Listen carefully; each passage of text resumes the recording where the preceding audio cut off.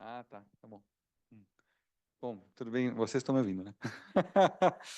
Vocês aí da online, vocês estão vendo a gente, não? Luísa, Muito bem, Abner, Marcelo. Estamos ouvindo tudo muito bem, bom? irmão. Você sabe se Oiê, nasceu o sim, filho tudo da, certo. da, da Mari Scarante, não? Vocês têm notícia? Nasceu? Não estou sabendo, não. Ah, que bom. Depois eu vou escrever para ela também. Valeu. Então, gente, bem-vindos, obrigado por estarem aqui hoje, né? A gente está fechando o Outubro Rosa com esse lanche clínico, né? E a gente vai abordar alguns temas de interesse aí do dia a dia, né? E que todo mundo pergunta para a gente, assim, né? Pô, isso causa câncer, isso não causa, o risco é alto, o risco é baixo, se eu comer muito causa, se eu comer pouco não causa, né? Então, a gente vai entrar em alguns méritos, assim, que é de curiosidade, de interesse do dia a dia, mas também para a gente conseguir melhorar um pouco, né, a nossa qualidade de vida. É muito difícil, né?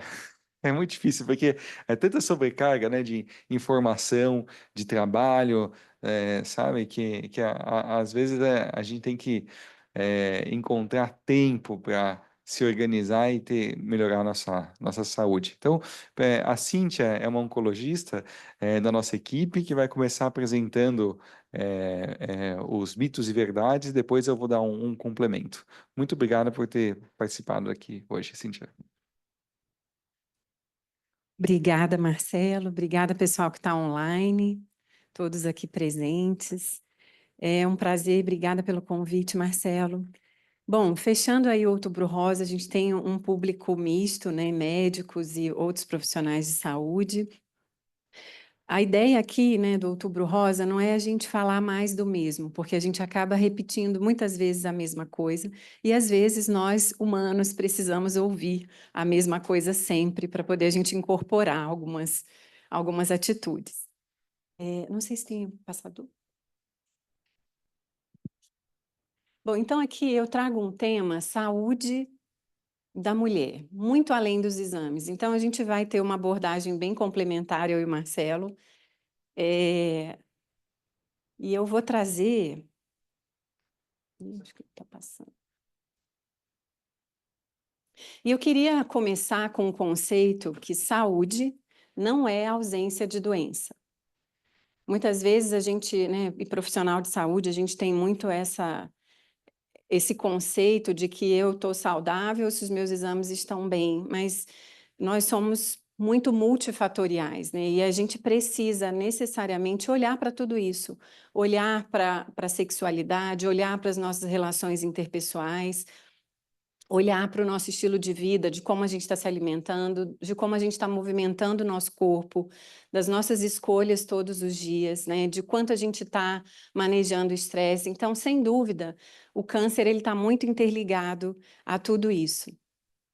E falar de câncer de mama, a grande importância, né, do Outubro Rosa é porque a cada 29 segundos um caso de câncer de mama é registrado no mundo. E isso assusta. E mais de 700 mil mulheres, elas morrem todos os anos por conta de uma doença que é, muitas vezes, curável.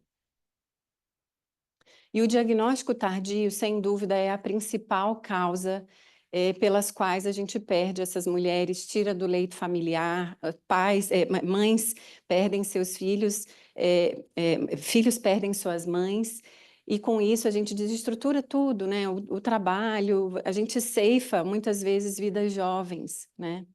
E mesmo as idosas, né? Elas fazem se tornam muito importantes, né, no nosso meio. E aí, falar de fator de risco, vou falar bem breve aqui, lembrar dos fatores comportamentais e ambientais, que sem dúvida são aqueles que a gente pode modificar e são as principais causas de câncer que hoje a gente enfrenta, são aqueles fatores modificáveis. A gente vai ver que poucos tumores, eles são vindos hereditariamente para a gente. Então, a obesidade e sobrepeso, com isso sedentarismo, consumo de bebida alcoólica, exposição frequente à radiação ionizante, aí a gente tem que considerar aqueles pacientes que fizeram radioterapia no passado, algumas ocupações que se expõem à radioterapia, à radiação ionizante também. Quando a gente fala da história reprodutiva, é importante lembrar que a primeira menstruação precoce também, a gente expõe essa mulher mais tempo, né, às alterações hormonais, não ter filhos, que hoje em dia é muito comum a gente ter opções por nuliparidade, e com isso a gente acaba aumentando o risco também. A primeira gravidez tardia também é uma nova rotina da sociedade, das mulheres primeiro acertarem sua vida profissional, acertarem a sua vida matrimonial para depois, de fato, optarem pela gravidez. O uso de contraceptivo oral por tempo prolongado, e aí o Marcelo pode falar um pouquinho depois, porque aqui roda muito mito ao redor disso. E a terapia de reprodução hormonal também, a terapia de reposição hormonal também após a menopausa, sendo aí quando ela é mais prolongada. O Marcelo também pode falar um pouquinho mais para a gente. Dos fatores hereditários, lembrar que uma história familiar de câncer de ovário, câncer de mama em homem, câncer da mãe, câncer em mulheres de primeiro grau, né, irmã, filha, principalmente em idade muito jovem, antes dos 50 anos, é um fator de risco que a gente tem que se atentar. Alterações genéticas, a gente olha muito, tem várias outras, mas as principais, né, mais comuns é a do BRCA1 e BRCA2, e apenas cerca de 10, dependendo da literatura, varia de 5 a 15%, isso vem para nós de forma hereditária. Então, aqui, mostrando que está muito na nossa mão o estilo de vida para que a gente consiga, de fato, bypassar, né, não só o câncer de mama, mas vários outros cânceres que têm esse fator de risco relacionado. Lembrar que o principal exame, e ontem viralizou aí um vídeo de uma colega médica, infelizmente, que ela acabou minimizando e muito, eu estou sendo até um pouco suave aqui, minimizando e muito o papel da mamografia. Ela foi, inclusive, até notificada pelo CRM, punida. Então, realmente, é o principal exame, e hoje a gente tem que colocar, sim, uma prioridade para que seja feita anualmente, a partir dos 40 anos. Existe uma grande controvérsia aí do que as sociedades recomendam e do que o Ministério da Saúde recomenda, mas eu, particularmente, eu sigo o que as sociedades recomendam, que é a Sociedade Americana, Europeia, a Sociedade Brasileira de Mastologia, que é fazer anualmente, a partir dos 40 anos, a mamografia. Lembrar que o padrão de mamografia ele vem diferente, né? E as mulheres mais jovens, e aqui representado pela Meryl Streep, ela tem uma mama mais densa. Então, muitas vezes, a mamografia ela não é suficiente para dar todo o diagnóstico que o médico precisa ou para garantir que essa paciente realmente esteja bem rastreada. E no caso, quando a gente vai envelhecendo, a mama vai perdendo esse tecido, essa arquitetura mais glandular, e ela vai sendo substituída pela gordura, tendo esse padrão de uma mama lipossubstituída, que a gente chama. Então, aqui é causa de muita preocupação, muitos laudos aí que às vezes as pacientes olham e ficam preocupadas. O BIRADS é uma classificação que nada mais é para guiar o que a gente vai fazer depois, se a gente vai seguir de perto, se está tudo bem, ou se a gente vai precisar de uma biópsia. Lembrando que, como eu falei, a mamografia algumas vezes ela não é suficiente para determinados tipos de caso. A gente acaba indicando fazer outros exames, como o ultrassom e também a ressonância, naquelas pacientes de mais alto risco. E aí existe uma abordagem do médico e do especialista muito individual, de acordo com a história da paciente, para entender qual é o melhor método e qual vai ser a frequência que a gente vai fazer esses exames. Bom, e o corpo fala, mas algumas vezes a gente não escuta. Então, esse aqui é um slide que eu gosto muito, que é de uma ONG, que eles levantaram uma bandeira aí, Know Your Lemons, né? Conheça seus limões. E aqui retrata muito bem os achados que a gente pode ter. E aqui é um cenário que a gente não quer ter, né? A gente, definitivamente, a gente quer fazer detecção mais precoce pela imagem, com exame, com resultados, com lesões muito pequenininhas. E aqui a gente pode ver que quando tem uma manifestação, já provavelmente é uma doença mais localmente avançada, uma doença que a gente quer tentar evitar chegar nesse ponto. Se ela chegar, que a gente tenha olhares para detectar. Então aqui, olha, pele endurecida, sulco na mama, ferida no mamilo, irritação, dor, secreção com sangue, pele com casca de laranja, um nódulo endurecido, qualquer alteração dessas, né, sejam essas ou aquelas que não são o seu normal, devem ser consideradas e muito bem avaliadas de forma mais precoce, porque o que a gente vê no dia a dia é que a negligência é muito grande, mesmo independente até do nível socioeconômico das mulheres, a gente consegue ver aqui, às vezes, lesões de meses e até de anos que foram negligenciadas. Então, aqui é um grande alerta para nós. E falar aqui, tem uma figurinha do autoexame, lembrar que o autoexame nada mais é conhecer a sua mama. É importante a gente não só conhecer a mama, como o corpo todo. Então, ter essa atitude vigilante, independente, no passado tinha muito regra, né, de horário, anti-horário, enfim, o que é mais importante é do seu jeito, você fazer a avaliação da sua mama, detectar alterações que não são comuns.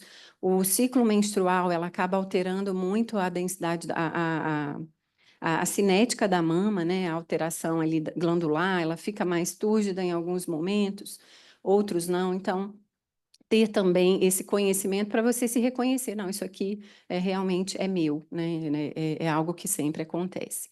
E lembrar que a gente está falando da abordagem da saúde da mulher, não só do câncer de mama.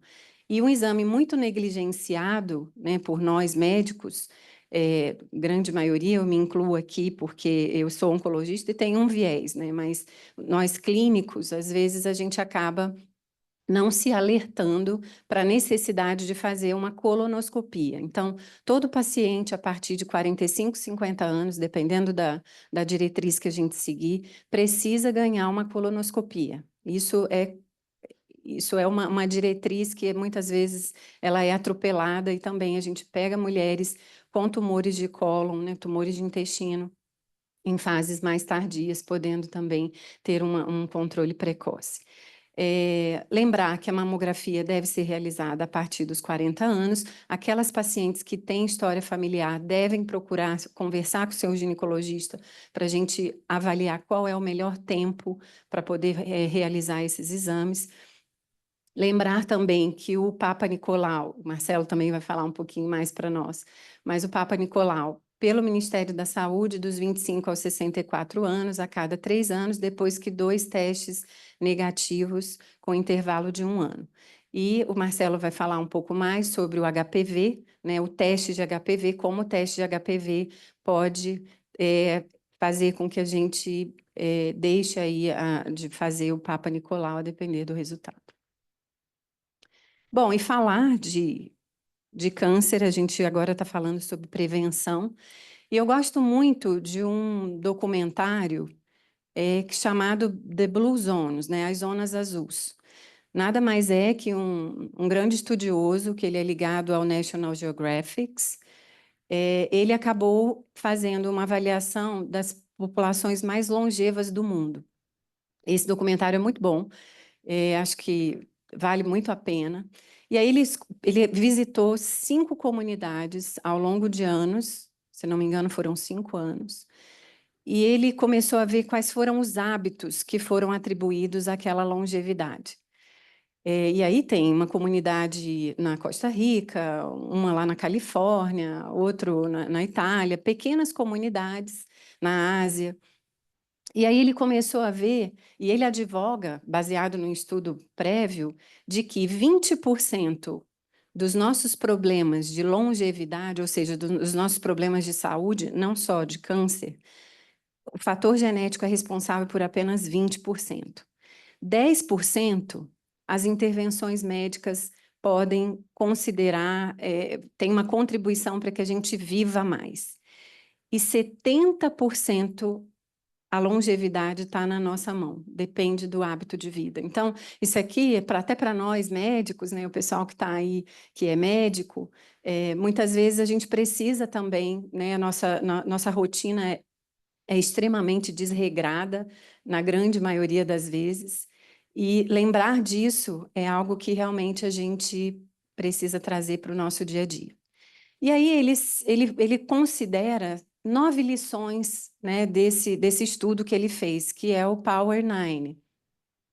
Então, nessas comunidades, a alimentação era rica em vegetais, grãos, pobres em açúcar e ultraprocessados, eles comiam sementes também, não tinham um grande volume de consumo de carnes, por exemplo. Algumas comunidades sim, mas não era a principal base da alimentação deles.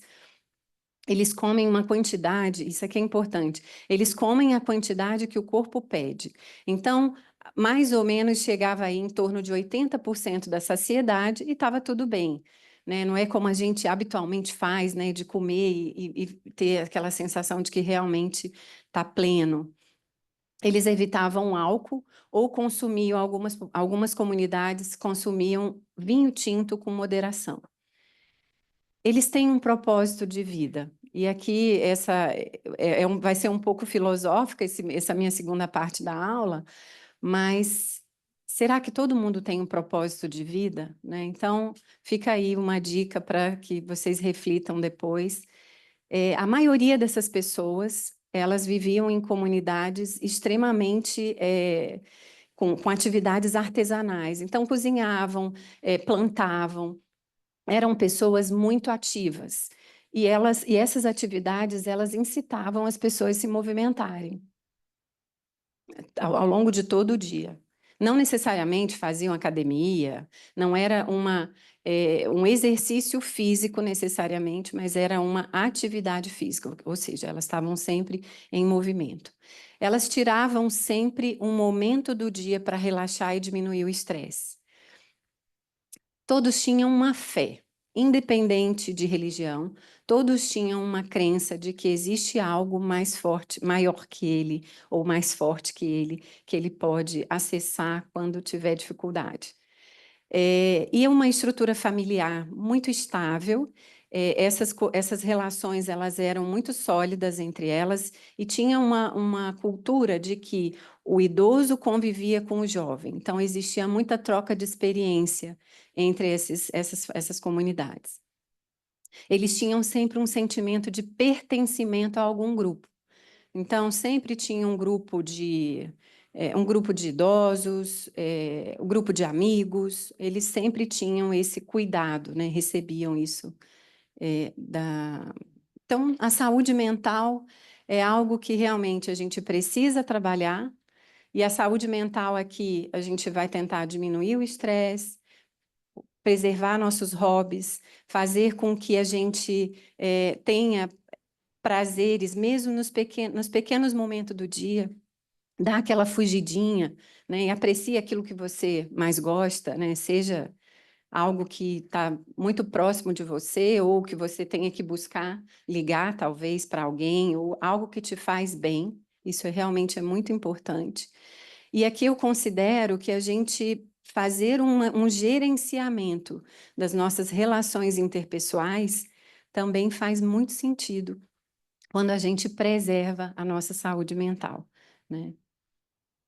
Atividade física, então, qualquer tipo de atividade física, qualquer uma, ela é melhor do que a gente não fazer nada. Então, sempre valorize as pequenas movimentações, até mesmo ao longo do trabalho, pegar a escada, subir, descer, dependendo do número de andares, a gente pode colocar isso na nossa rotina.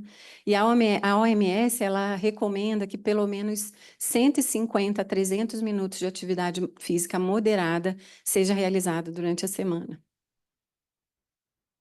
E aqui, muito interessante, a gente tem um guia de atividade física que foi foi organizada em 2021 pelo Ministério da Saúde, depois que a OMS mudou a recomendação, e realmente na pesquisa, quando eu fui preparar aqui esse momento, eu vi que realmente é um livro bem interessante, e todos podem baixar na internet, e ali ele explica direitinho o que é uma atividade física moderada, o que não é, como que você deve organizar isso na sua rotina, é bem interessante. A alimentação balanceada, tudo isso parece muito clichê, né? Parece algo que a gente está sempre muito acostumado a ouvir, mas é algo que a gente precisa incorporar na nossa rotina diária. Então, descascar mais e desembalar menos parece um clichêzão que a gente sempre ouve, mas se a gente trouxer isso nas nossas escolhas diárias, sem dúvida a gente vai caminhar para uma alimentação balanceada melhor. E, sem dúvida, é planejamento, né? Então, precisa sim, talvez, se a marmita é a solução para você comer melhor, tem que se preparar. Eu e meu marido, um tempo, a gente tirava o domingo, cozinhava ao longo de todo o domingo para poder a gente conseguir levar para a semana.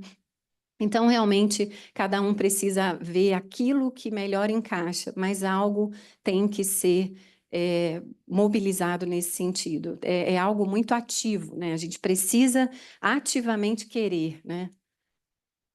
O controle de peso, sem dúvida, as duas outras medidas de atividade física e alimentação, sem dúvida, vai levar ao controle de peso. A obesidade é um fator de risco para vários outros tipos de cânceres, não só câncer de mama, né, endométrio, enfim, câncer renal, vários outros.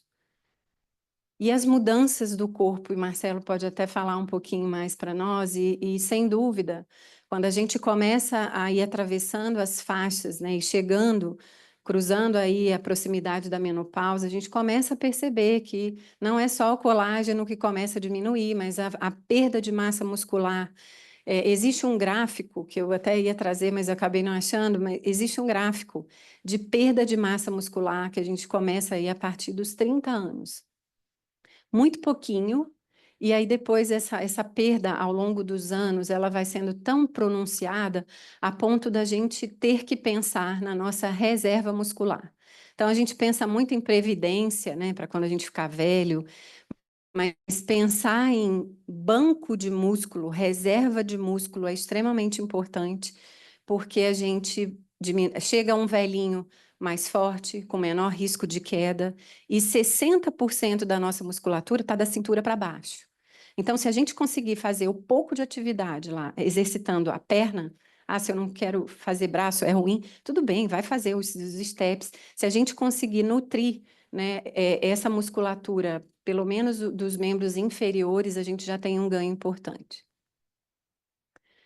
E a genética, sem dúvida, como eu falei, né, é hoje um approach muito importante, e perseguir essas alterações genéticas dão oportunidades da gente fazer um rastreio mais precoce, da gente olhar para essa paciente de forma individualizada, mas também, dentro da oncologia, a gente, quando já tem uma fase ali, né, de diagnóstico, a gente tem um arsenal de tratamento para essas pacientes mutadas, mas quando a gente fala de risco para câncer, ela não é a principal causa. E as consultas médicas de rotina, e aí eu quero fazer um desafio aqui para o pessoal aí que está também aí no online. Quando foi a última consulta médica que você foi num colega ou em algum outro médico? Quando foi sua última consulta médica? E eu queria que você olhasse lá nos seus registros, em algum momento até o fim do dia, quando foi sua última mamografia, sua última ultrassom? Esse é um desafio, tá? Quando que foi? Quando que você fez o seu check-up, né? E eu te garanto que pelo menos 50%, olha que eu estou sendo generosa, pelo menos 50% não está fazendo a lição de casa. E aqui, como eu falei, as relações sociais saudáveis também devem ser preservadas, tanto em casa, no âmbito familiar, mas também no nosso meio de trabalho, que muitas vezes é o maior tempo que a gente gasta, né? E aqui eu coloquei um médico fumando, uma enfermeira super estressada ali, uma outra comendo uma marmitinha ali agachada. E aqui um agendamento de consulta médica, exatamente para incitar em cada um se alguém se identifica aqui, né? Então, sem dúvida, tem vários outros maus hábitos que nós, como humanos, fazemos, mas a verdade é que, na grande maioria das vezes, a gente faça o que eu faço o que eu digo, mas não faço o que eu faço, né? Então, o quanto a gente tem sido honesto com a gente mesmo, de cuidar da gente mesmo, né? Então, acho que isso realmente é algo para a gente refletir e tentar cada dia, né, se esforçar para ir num sentido de uma vida mais saudável.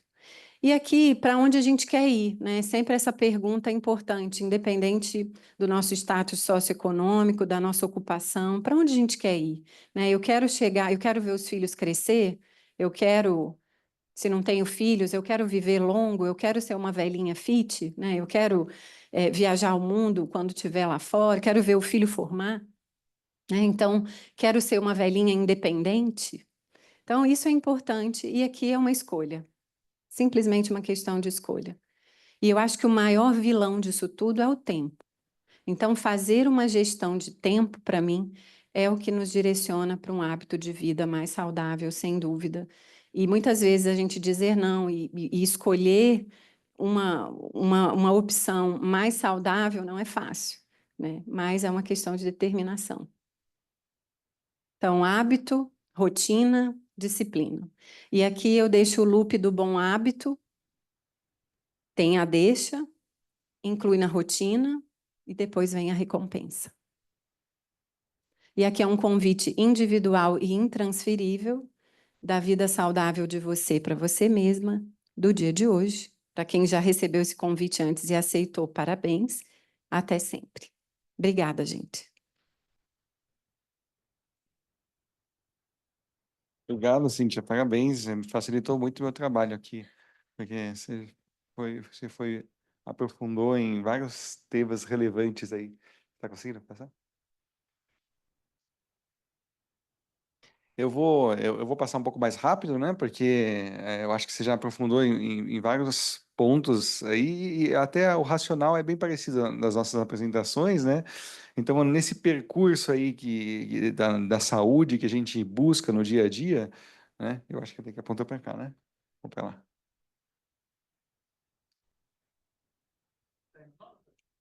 Não. Bom, na verdade é mais assim o nosso dia a dia, né?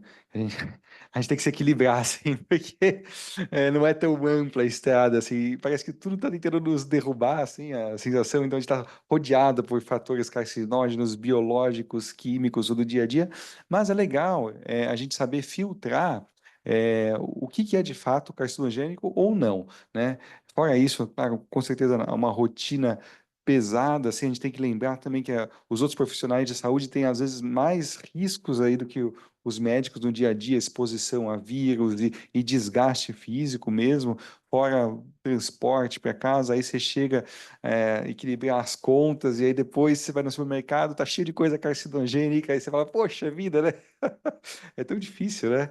Então, na verdade, esse é o nosso dia a dia, né? A gente tem que ter serenidade e resiliência e com o discernimento a gente seguir em frente com o conhecimento. Então, é meio que na linha que a Cíntia estava falando. Então, olha só, pelo IARC, né, tem algumas coisas, eles têm várias bibliografias, monografias, na verdade, mostrando o que de fato é ou não é carcinogênico, né, baseado em vários estudos. Então, por curiosidade, eu coloquei que se beber chá muito quente, existe algum risco carcinogênico, sim, mas aí é muito quente, né? Então, aqueles chás. Mas é só uma curiosidade. Mas é mais palpável, esse Fact Finder também é baseado no IARC, né? E ele coloca coisas mais do dia a dia. Eu acho isso interessante, né? Então, por exemplo, mitos e verdades, né? O antitranspirante não causa câncer. Fones Bluetooth não causa câncer. Usar sutiã, não, esse a gente já sabia, né? Telefone celular não causa também, não tem problema. Cosméticos, algumas substâncias pode ter carcinógenos. O micro-ondas, se ele está bem vedado e está funcionando bem, não tem problema você ficar perto dele, você não vai ficar com câncer, certo? Repelente de insetos não tem problema.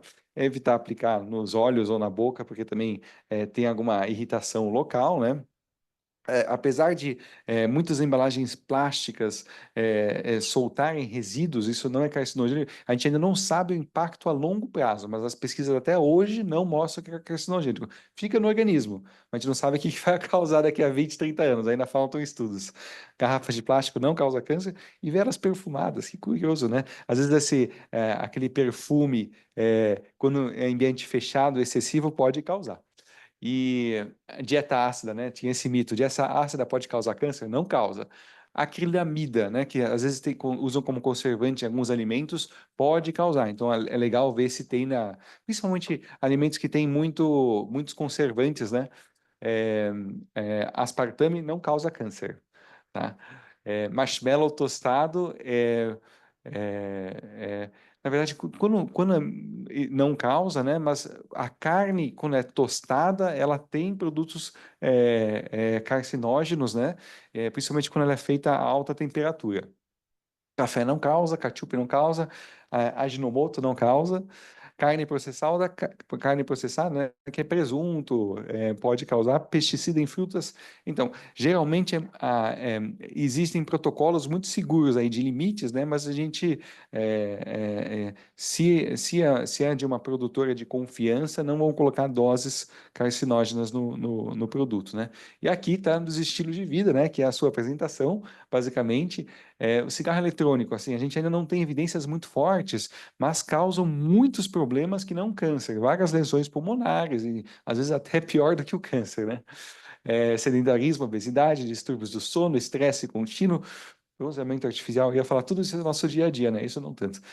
E tabagismo também pode causar. Certo? Então,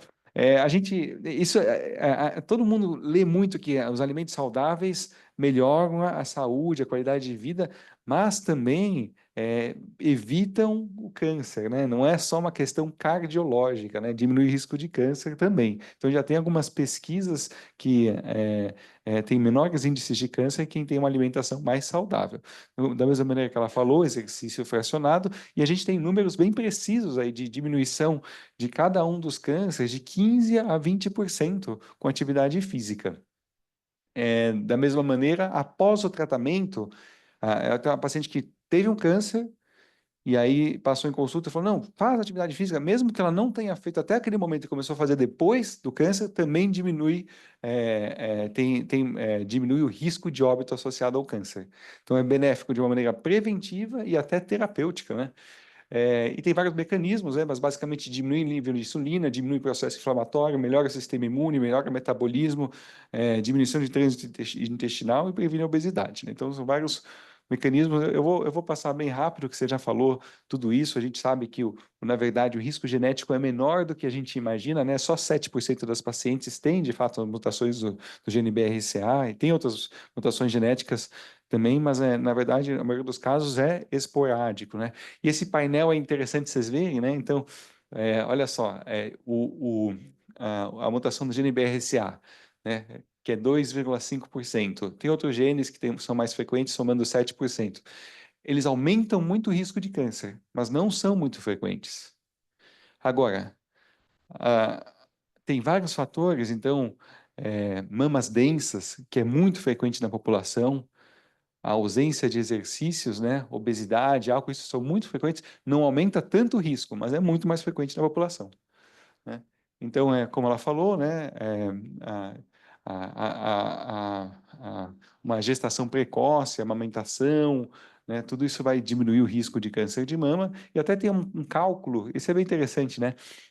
Eu fiz comigo, né, mas é para a mulher, né, esse cálculo que faz o Boyd-Seyer. Você coloca os seus dados clínicos, história familiar, ele te dá o risco ao longo da vida de desenvolver um câncer, né? E a maior parte da população é isso aqui, tem um risco bem elevado, até 10% de desenvolver o câncer ao longo da vida, né? E aí, se você quiser, por curiosidade, fazer seu cálculo, e se o seu risco der muito elevado, às vezes vale a pena passar com um geneticista para investigar melhor essa história familiar. E dá para fazer várias coisas, né? Desde um risco genético, dá para tirar a mama, uma mastectomia, tirar os ovários, ou tem várias medicações, tamoxifeno, se obviamente o seu risco for bem maior do que a população em geral. Anticoncepcional aumenta o risco, né, de câncer de mama, mas diminui o de ovário e de endométrio, né? Então, né, o câncer de colo de útero, né? O problema é o HPV, né? Tem essa progressão do HPV que dura bastante tempo, né? Desde uma contaminação até o câncer, mas a gente sabe que muitas vezes não é a mesma lesão. O HPV de alto risco que vai causar o câncer. O HPV de baixo risco, né? Geralmente ele não vai progredir. Então, essa progressão que a gente estava acostumado há tanto tempo, a gente sabe que algumas pacientes podem evoluir mais rápido se ela tem direto uma contaminação com um vírus de alto risco. E o anticoncepcional aumenta um pouco o risco de câncer de colo de útero, sim, porque tem alguma alteração imune do colo que predispõe à proliferação viral. Interessante isso, né? Mas da mesma maneira, aumenta o risco de alguns cânceres e diminui o risco de outro. O principal fator disso não é, obviamente, o anticoncepcional. Vocês veem que uma paciente que tem um HPV 16 ou 18 tem uma chance muito elevada de desenvolver alguma lesão quando esse vírus permanece positivo, né? E a gente sabe que as vacinas são importantíssimas para diminuir essa contaminação viral, né? Mas uma flora vaginal saudável é muito importante. Então, corrimento de repetição pode predispor à proliferação viral também. As mulheres brasileiras, elas têm um tipo de flora que predispõe mais à contaminação do vírus, porque são desbalanços de flora mais frequente. Aí muita gente brinca, é a promiscuidade. Não, não. Às vezes a flora vaginal permite que o vírus cresça mais. Então, sempre cuidar, né, quando tiver corrimento de repetição, tratar, né? Então, a gente sabe que tem a ver com o câncer de colo de útero também, uma flora desbalanceada. E como ela falou, o endométrio também está muito associado à obesidade, que causa uma inflamação crônica e um estímulo crônico do útero, né? A gordura produz androstenediona, né? Desculpa, converte androstenediona em estrona, tem um efeito parecido com o estrogênio, estimula continuamente a cavidade do uterina, né? E o anticoncepcional é protetor, certo? E para finalizar, o ovário, né? O ovário, a gente tem várias hipóteses de início do câncer, mas a gente é bem desconhecido, a gente nunca sabe exatamente o motivo que iniciou o câncer e o rastreamento populacional não é eficaz para diminuir aí os casos, rastrear os casos mais iniciais, né? Então, esse estudo não mostrou efetividade importante, né? E geralmente os fatores de risco são parecidos com câncer de endométrio, obesidade, 60 anos, né? E a reposição hormonal pode aumentar um pouco o risco de câncer, né? Então, a gente fala aumenta 30%, mas a gente tem que pensar que o risco populacional é de 1, vai para 1,3%. O tabagismo também, né? E o anticoncepcional é protetor, né? A dieta gordurosa aumenta o risco e FIVs, né? Fertilização in vitro, quando as pacientes fazem muitas vezes, pode aumentar sim, até duplicar o risco de câncer de ovário. E só uma pincelada de reposição de hormônios, ela é muito usada para diminuir os sintomas vasomotores, mas também de prevenção de osteoporose, né? Melhora os sintomas geniturinários, né? E tem um impacto cardiovascular bem positivo quando é iniciada precocemente, né? O problema é começar tardiamente. Tem um impacto muito positivo no sistema nervoso central, impacto ósseo também, diminui o risco de osteoporose, geniturinário, né? Mantém a flora vaginal, protege aí o canal vaginal contra a atrofia, né? E a gente tem que ter bastante discernimento, né? Quando a gente vê todas essas informações, que a gente percebe que se a gente faz na janela de oportunidade a reposição de hormônio, a gente vai diminuir é, assim, você não vai ter um aumento, né, do infarto, né, que era a principal questão daquele grande estudo da WHI, né, o problema é você começar depois de 10 anos, né, e que aí, de fato, vai aumentar o risco cardiovascular. E você vai ter uma proteção dos outros cânceres e aumento de sobrevida associado à reposição de hormônio. Então, a gente tem que desmistificar, né, que tem, de fato, um aumento de risco de câncer de mama, mas tem vários benefícios aí favoráveis, né? Então, E em relação ao anticoncepcional, pode aumentar o risco de alguns cânceres, mas diminui o risco de outros cânceres e tem o benefício da contracepção. Mas a cuidar do próprio corpo, a saúde cognitiva, física e emocional é o que mais vai beneficiar a gente aí no dia a dia, e a gente tem que tentar mudar dentro das possibilidades, né? Colocar a mudança aí dos hábitos de vida e também até profissionais para a gente se adequar ao mercado de trabalho. A gente tem que ter parcimônia, seguir em frente e ser sábio e conquistar pequenas mudanças no dia a dia. Não dá para fazer grandes mudanças, né? E aí isso melhora a autoestima, melhora o desempenho e até diminui os hábitos negativos dos nossos filhos, quando a gente começa a fazer hábitos positivos para a nossa vida também. Certo? Yoga, atividade física, alongamento matinal, caminhar um pouco, né? Tudo isso vai melhorar a nossa qualidade de vida. Esse aqui é um videozinho daquele, o equilibrista, né? Com 70 anos, ainda aí seguindo a sua rotina de equilíbrio. Então é possível, né? A gente tem que tentar encaixar. Não precisa fazer isso no nosso dia a dia, né? Mas encaixar pequenas coisas que coloquem a gente na linha de uma maneira mais saudável, pequenas mudanças aí para deixar a gente mais feliz e a nossa família também. Muito obrigado por ter ficado esse momento comigo aqui. Tá? E se tiver alguma dúvida,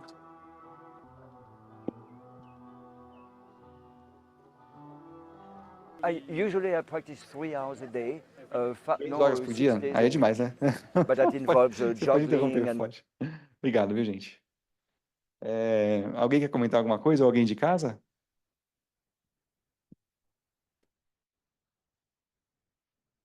Tá bom. Tem lanche de verdade aí fora? Tem, né? Então, vamos, eu acho que isso é uma coisa, Denise, vamos voltar a fazer o lanche de verdade, porque lanche clínico tem que ter lanche, né?